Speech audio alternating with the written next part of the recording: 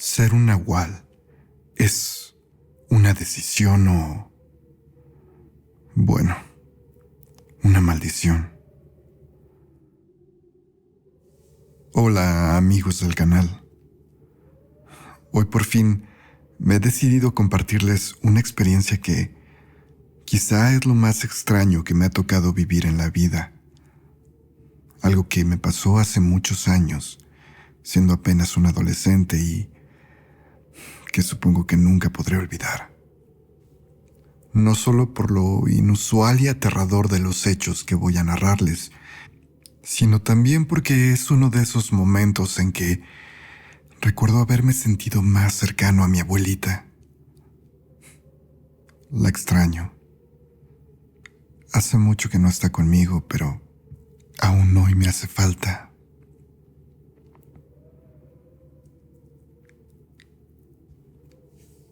Esto ocurrió en 1993, cuando mis primos y yo pasamos 3 semanas de las vacaciones de verano en un pueblito de Chihuahua, de donde era oriundo mi padre, en la zona más verde del estado. Por ahí, al igual que en todo México, las leyendas reinaban. Los abuelos aún decían que no había que hacer quehaceres de noche porque atraías a las brujas. Decían que si escuchabas una carreta andar en la oscuridad de la noche, no debías asomarte por la ventana. Y todo ese tipo de cosas que para nosotros, unos adolescentes de alrededor de 13 años, nos parecían puros cuentos para tratar de espantar a los niños pequeños. La verdad es que, por ese tipo de costumbres y tradiciones, era cierto que la energía en el pueblo cambiaba notoriamente una vez que la luz del sol se apagaba. Y aquello se sentía mucho más cuando entraba totalmente la noche y la madrugada, donde los únicos que se aventuraban a las calles eran los borrachos y los vagos. Fue justamente la tercera noche que pasamos en ese lugar, que un gran alboroto nos hizo despertar de madrugada a mis 3 primos y a mí. Mi abuela gritaba y mi papá parecía también estar regañando a alguien. Mariano, Quique, Carlos y yo nos levantamos rápidamente de nuestras camas y al salir a la sala nos encontramos a mi tío Santiago, el más joven de los hermanos de mi padre, quien era apenas 5 años mayor que nosotros, sentado en una silla de madera, completamente pálido, llorando a mares, mientras la abuela le daba una friega con alcohol. Un alcohol que ella preparaba de una manera muy especial, dejándolo reposar con hierbas y cruces de ocote, que según ella, le servía para protegerse de las malas vibras que rondaban ese lugar todo el tiempo. Mi padre estaba regañando a su hermano, al punto que creímos que estaba a punto de darle una bofetada. Sin embargo, al vernos, se detuvo y nos mandó de nuevo a la cama.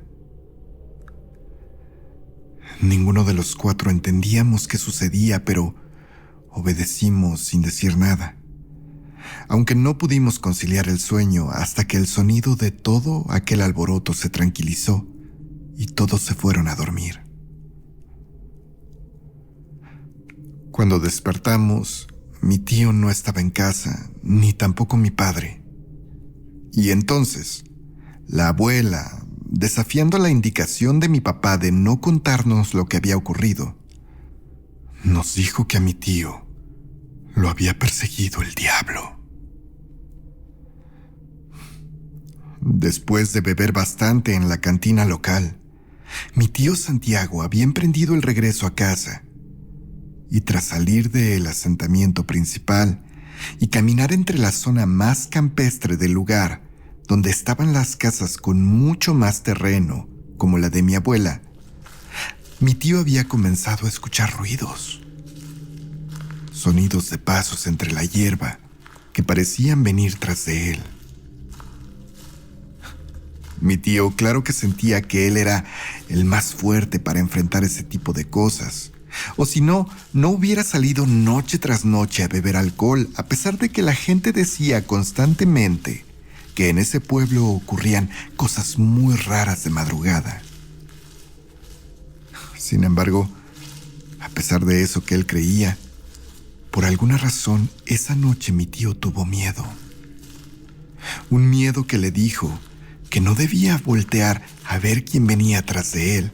Y con ese miedo también, a pesar de su ebriedad, se propuso caminar lo más recto posible hasta llegar a su casa. Pero por supuesto, lo que él creía difería mucho de lo que en realidad podía lograr estando tan borracho. Y eventualmente, su andar terminó en tropiezos y en una caída al suelo. Y ahí tirado en el piso, mi tío sin querer volteó en la dirección opuesta, justo hacia donde se escuchaba aquello que venía siguiéndolo.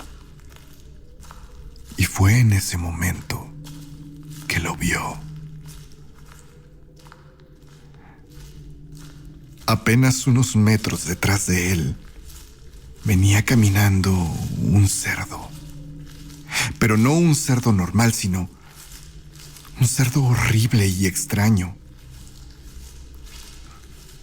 La abuela no supo indicarnos en qué forma era raro aquel animal, pero dijo que eso era lo que había aterrado terriblemente a su hijo. Y terminó después recordándonos que por eso no nos dejaban salir de noche, aunque todo luciera calmado allá afuera. Mis primos y yo entendimos perfecto, y entonces preguntamos por nuestro tío y por mi papá. La abuela nos dijo que a algunos pueblos de distancia había una casa especial donde trataban a la gente con problemas de alcohol, lo que hoy conocemos seguramente como un centro de rehabilitación o un anexo. Mi papá había llevado a mi tío para que se internara voluntariamente por un tiempo. Eso, el saber dónde estaba mi tío, era casi tan impactante para nosotros como la historia misma del extraño encuentro con aquel animal. ¿Cómo era posible que alguien tan joven tuviera un problema así? En fin, nos convencimos de que todo estaría bien con el tío Santiago, y los días siguientes continuamos normales nuestras vacaciones, o al menos tan normales como pudimos. Pero una semana después llamaron por teléfono. La prima más querida de la abuela, y a quien nosotros no conocíamos, estaba sumamente delicada de salud en Los Sauces, un pueblo también de Chihuahua, a unas 4 horas de distancia manejando. Mi abuela rápidamente se preparó y le pidió a mi papá que la llevara. Necesitaba llegar allá. Necesitaba despedirse de su prima, ya que el pronóstico de su salud era muy desalentador. Antes de irse, tanto ella como mi padre nos recordaron que nos guardáramos en casa cuando anocheciera. Después de todo, teníamos todo ahí para cenar y desayunar, y confiaban en nuestro sentido de responsabilidad para seguir sus indicaciones. Los 4 dijimos que sí, pero sabíamos que no íbamos a hacerlo. Quique, Mariano, Carlos y yo sabíamos, sin haberlo planeado, lo que haríamos. Apenas comenzara a bajar la luz, los 4 saldríamos de casa armados con lo que pudiéramos. Palos, una cadena, una pala, cosas que tenía la abuela en su jardín. Nada nos asustaba y nada nos detendría de asegurarnos de espantar y quizás dañar o matar a ese cerdo diabólico que había aterrado a mi tío. Y es que, siendo él tan joven, teníamos una relación muy cercana con él y lo queríamos mucho, por lo cual nos dolió mucho que lo hubieran alejado de nosotros en esos días que pasaríamos en su casa. Sí, eso haríamos. Y así como lo habíamos planeado, ocurrió. Probablemente a las 8 de la noche salimos de casa de la abuela y anduvimos por aquellos prados enormes de las casas más grandes, que podríamos decir que eran ranchitos, hasta llegar a lo que realmente era el pueblito, donde a pesar de lo que decía la abuela, había bastante vida. Aunque el lugar no era muy grande, había un par de tiendas abiertas, una pequeña capilla, la cantina y algunas personas vendiendo cena. Vaya, en aquel momento creímos que la abuela y mi padre nos habían mentido. Probablemente nos habían dicho todos esos cuentos para mantenernos encerrados en casa todo ese tiempo. Anduvimos vagando por esas callecitas e incluso terminamos conociendo a un jovencito de nuestra edad que había salido a comprar algunos panes. ¿Y entonces están aquí visitando a su abuela? ¿Quién es ella? Seguramente yo la conozco, nos preguntó. Pero cuando le dijimos el nombre, su expresión cambió repentinamente y nos recriminó el que estuviéramos en la calle tan noche. Nos dijo que qué hacíamos ahí, que si pretendíamos regresar a los ranchos solos a esa hora. Eran ya las 10 de la noche y aquel muchachito nos insistió mucho en que nos fuéramos a casa, corriendo de ser posible. Creímos que estaba exagerando, pero algo nos hizo sentir que era hora de irnos. Íbamos los 4 cantando y platicando en dirección a la casa de la abuela, habiendo ya dejado el pueblito atrás, a 2 ranchos de distancia. Apenas nos alumbraba el camino una pequeñísima lámpara de baterías que encontramos en casa de la abuela. Y fue entonces que al atravesar una zona arbolada con nogales enormes, escuchamos algo extraño e inquietante. Parecían pasos moviendo la hierba, que después culminaron con un chillido extraño. Parecía el chillido de un cerdo. Al menos yo, en ese momento, me comencé a poner nervioso, y el miedo rápidamente se apoderó de mí, pero Mariano, el más grande de nosotros, parecía más bien entusiasmado, y no dejaba de repetir que ahora sí íbamos a poder enfrentarnos a ese demonio y que no íbamos a permitir que siguiera dejando personas locas como había dejado a mi tío.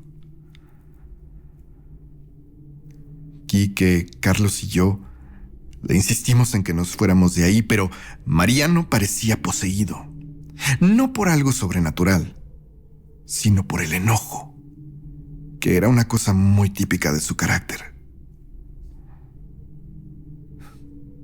Eventualmente, esperando ahí que esa cosa nos encontrara, algo movió las ramas de los árboles y los carrizos que crecían en todo el terreno.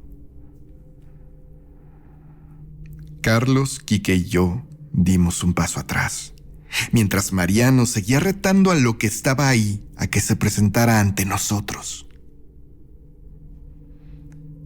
Y déjenme decirles que las historias de mi tío no eran erróneas. De entre esa vegetación, de repente vimos salir un enorme cerdo, pero no un cerdo normal. Era un cerdo muy grande y con unas patas sumamente largas y delgadas que lo elevaban al tamaño un poco más alto que un caballo. Me quedé congelado y con la boca abierta, al igual que mis primos, incluido Mariano, quien supongo no creía que algo así se mostraría ante él. Antes de que nosotros pudiéramos movernos, aquel enorme animal comenzó a caminar en nuestra dirección, tambaleante y torpe, al tiempo que chillaba de una manera horrible. Nadie pudo hacer lo que planeamos. Nadie enfrentó a aquella criatura como supuestamente habíamos acordado. No. La verdad es que los cuatro estábamos aterrados y nos echamos a correr poseídos por el miedo. Sentí que apenas pasaron unos segundos cuando ya estábamos llegando a casa de la abuela, a donde entramos rápidamente y nos colocamos en las ventanas de la sala para aguardar expectantes, por si acaso, aquella criatura se acercaba a la propiedad. Y aunque tomó varios minutos, de repente comenzamos a escuchar de nuevo aquel chillido y aquellos pasos. Fue entonces que vimos poco a poco aparecer entre la noche la silueta de aquella cosa enorme y tambaleante que se acercaba a la casa paso a paso.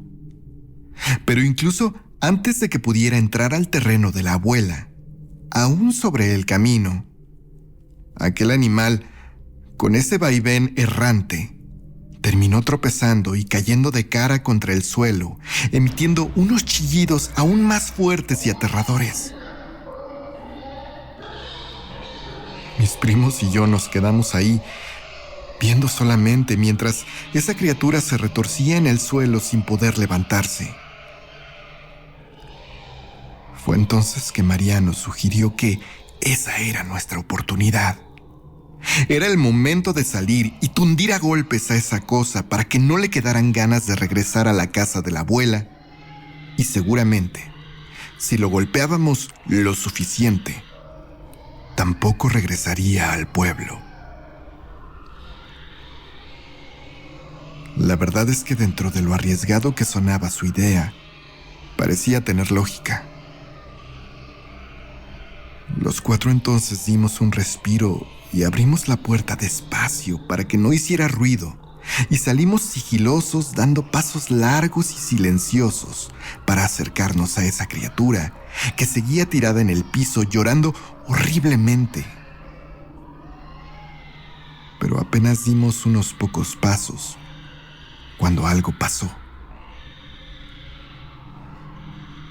También de entre la oscuridad de la noche apareció otra figura.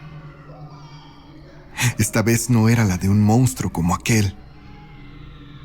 No. En esta ocasión se trataba de una mujer. Una mujer a la que no podíamos reconocer del todo, pero parecía una anciana. Una anciana que aún a la distancia lucía como si estuviera haciéndonos una señal con su mano completamente abierta y extendida, indicándonos que nos detuviéramos. Aunque no sabíamos de quién se trataba, los cuatro dejamos de acercarnos en ese momento. Nos quedamos ahí, parados, esperando. Para nuestra sorpresa y horror, aquella mujer pronto se acercó a aquella bestia. Le acarició suavemente el rostro, logrando que se calmara, y después, increíblemente, la ayudó a ponerse de pie, y le ayudó también a erguirse en dos patas y a caminar sosteniéndolo de una de sus alargadas patas delanteras. Ambos se alejaron de ahí lentamente.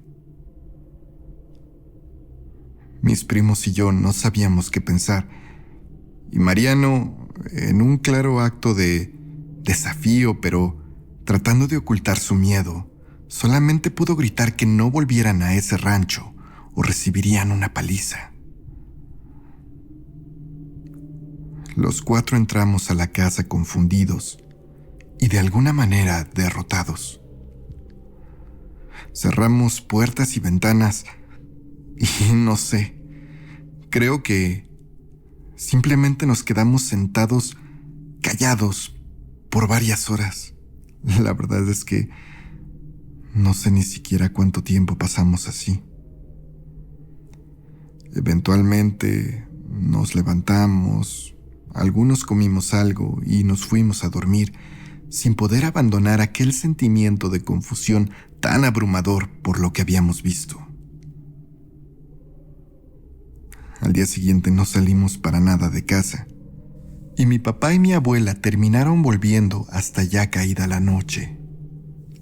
Nosotros, tratando de evitar un regaño, decidimos no compartir nada con ellos de lo que había ocurrido. Fue a la mañana siguiente a su regreso que salimos los 4 acompañando a la abuela a comprar carne y verduras al pueblito. Una vez habiendo realizadas todas nuestras compras, nos sentamos en la placita a comer una nieve que nos invitó mi abuelita. Y ahí, a la sombra de un árbol, sentados en una banca, de repente gritaron el nombre de mi abuela. Se acercó entonces una señora que lucía de su misma edad, alrededor de 65 años. Con ella venía un niño. Era bajito, probablemente más bajito de lo normal a causa del síndrome de Down que claramente presentaba. Lo más perturbador para nosotros en ese momento no fue la condición del pequeño, sino que aquel niño, que caminaba deteniéndose de las enaguas de esa señora, tenía la cara completamente raspada y golpeada. Mi abuela de inmediato le preguntó que qué le había pasado, y aquella señora respondió que se había caído jugando. Platicaron por varios minutos en los que ese chico no dejó de vernos ni un segundo, incluso al grado de hacernos sentir incómodos. Eventualmente, aquella mujer se despidió de la abuela y de nosotros, pero antes de irse de ahí, justo cuando la abuela no la veía, esa mujer claramente nos dijo gracias, sin emitir ningún sonido, solamente moviendo la boca en silencio.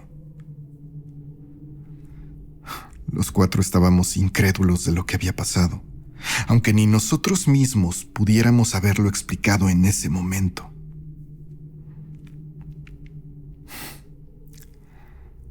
Ay, hijos, el papá de ese niño era un nahual, dijo la abuela mientras comía lo último de su nieve de vainilla. Hace muchos años lo mataron. Lo atropelló en la carretera un camionero asustado, nos dijo, y después procedió a contarnos que aquella mujer había tenido 2 hijos con ese hombre antes de saber de su terrible maldición. Fue entonces que ella utilizó todos los métodos posibles para no volver a quedar embarazada.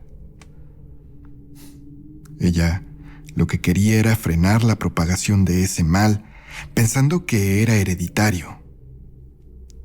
Pero en un descuido, cuando aquella mujer creía que su cuerpo ya no era capaz de crear vida, resultó embarazada a una edad muy avanzada. Al menos era avanzada para esa época.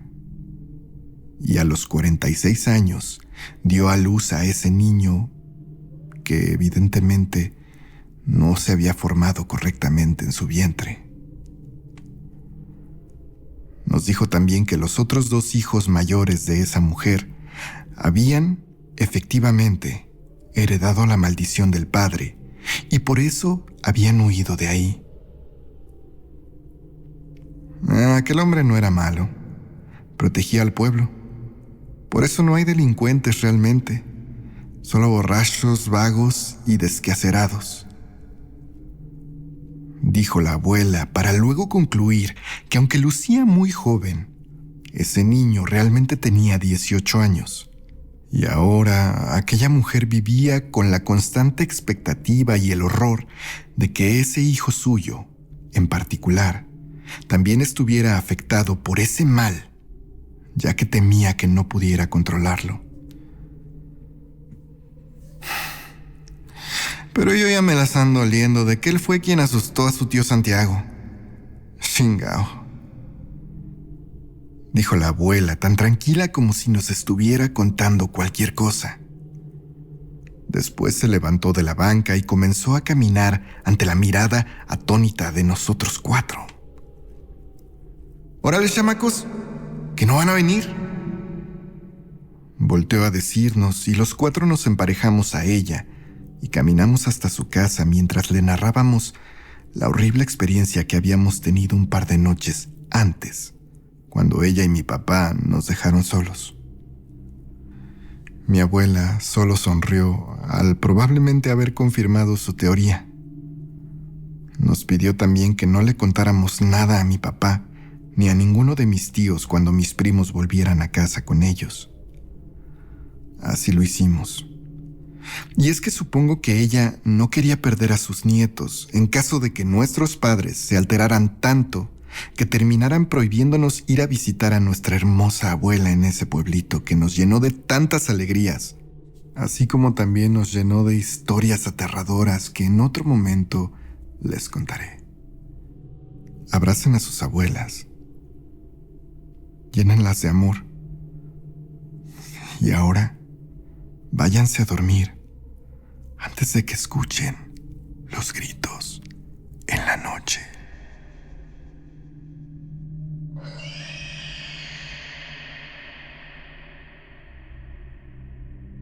Amigos, espero que hayan disfrutado la historia del día de hoy, y me permito despedir este episodio recordándoles que si quieren disfrutar más de estos relatos, por favor suscríbanse si aún no lo han hecho, activen la campanita de notificaciones y recuerden que si tienen una historia que quieren que aparezca en este canal, pueden hacérnosla llegar a través de nuestro correo electrónico gritosenlanoche2019@gmail.com. También pueden ir a seguirnos a Spotify, Amazon Music o Apple Podcasts para escuchar esta y otras historias con la portada que está apareciendo en pantalla. Y ahora sí, espero que tengan dulces sueños. Recuerden que mi nombre es Mario y esto fue Gritos en la Noche.